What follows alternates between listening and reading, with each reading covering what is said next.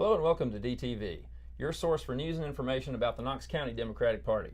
I'm Michael Davis, and I'll be your host for today's program.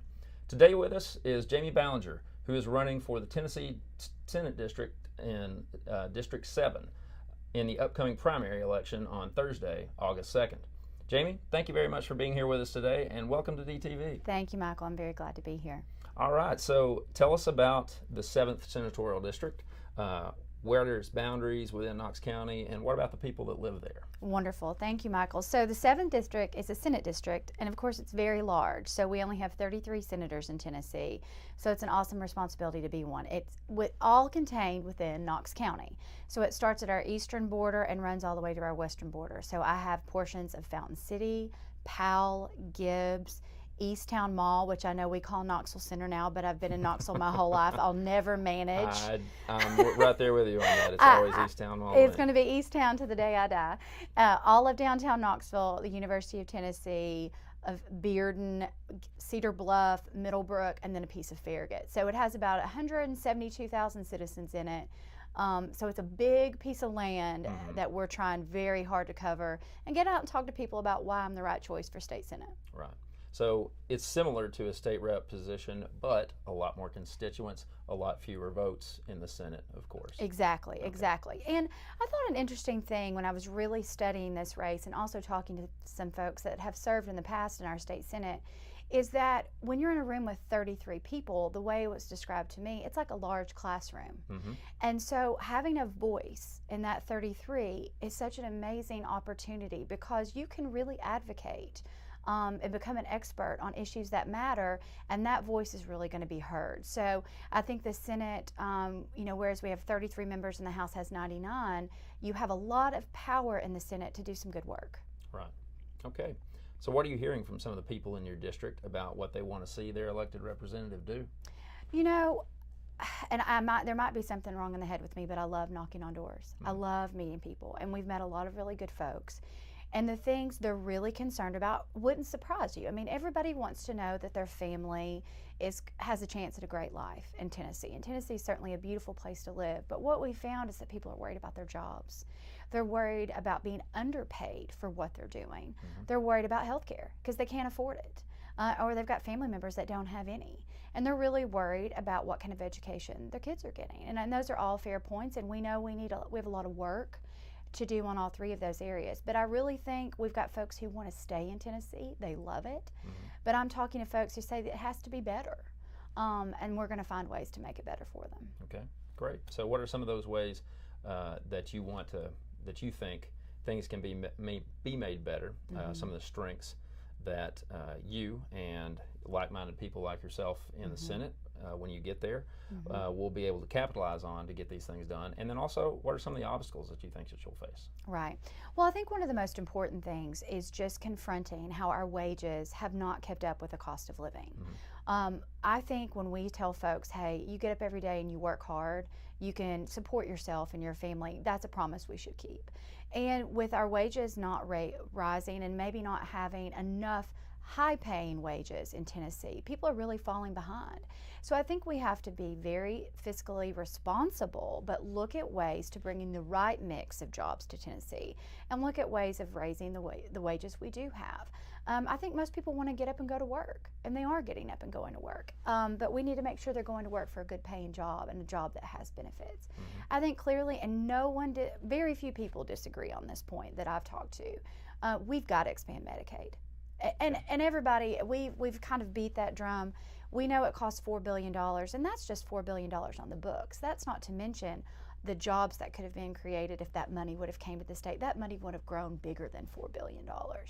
But people don't have access to care, and we have got to expand Medicaid, period, end of story. And we've got to make sure I'm married to, I talk about this a lot, I'm married to a middle school teacher.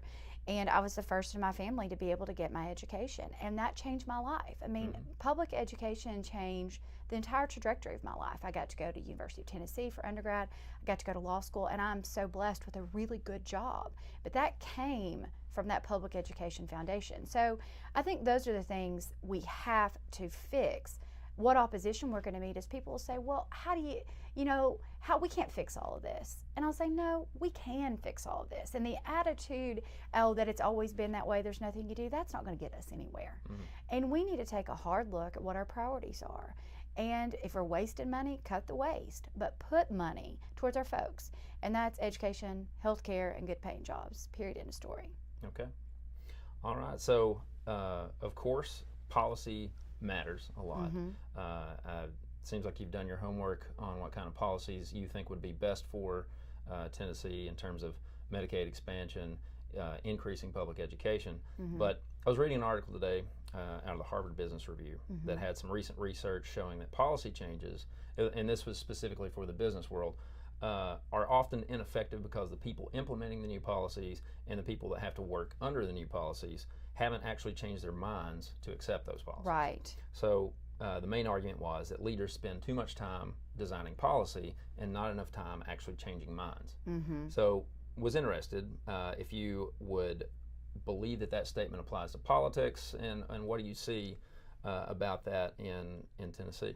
I think that's a fascinating point, and I think it's true in some ways. I think policy can definitely provide a foundation for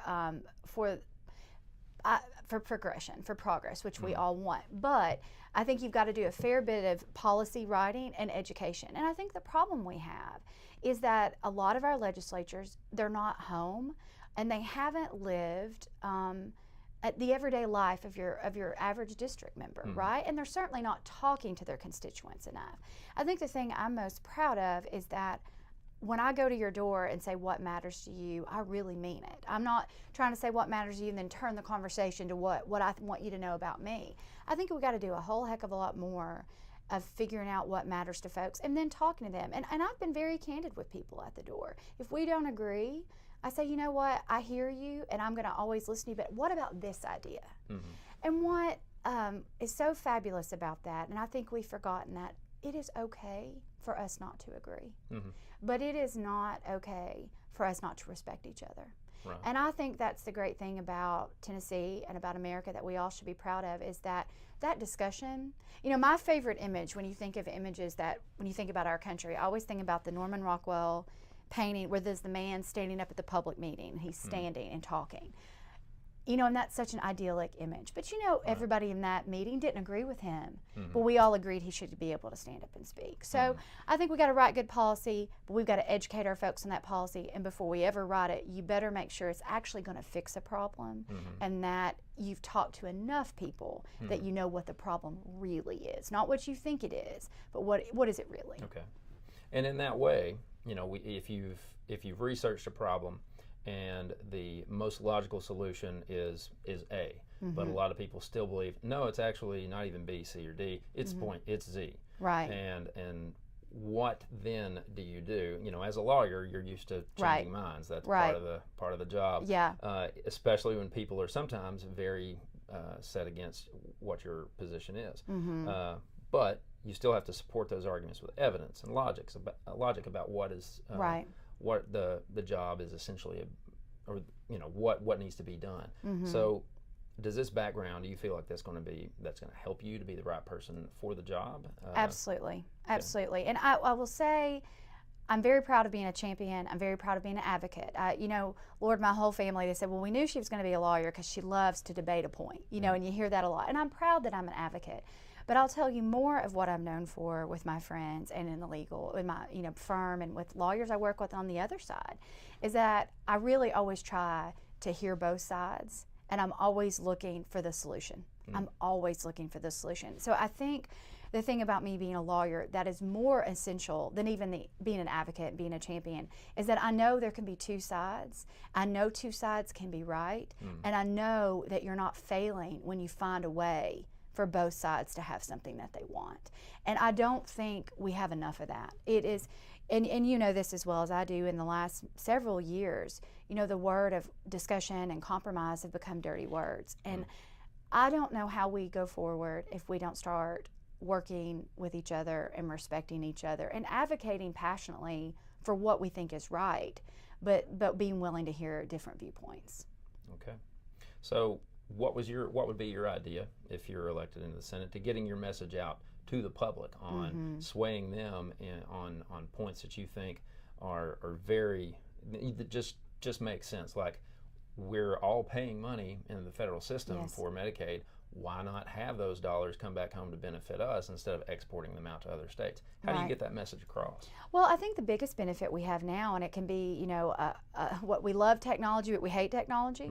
I think we have to use technology. I mean, what I've said to everybody I meet gets my cell phone number.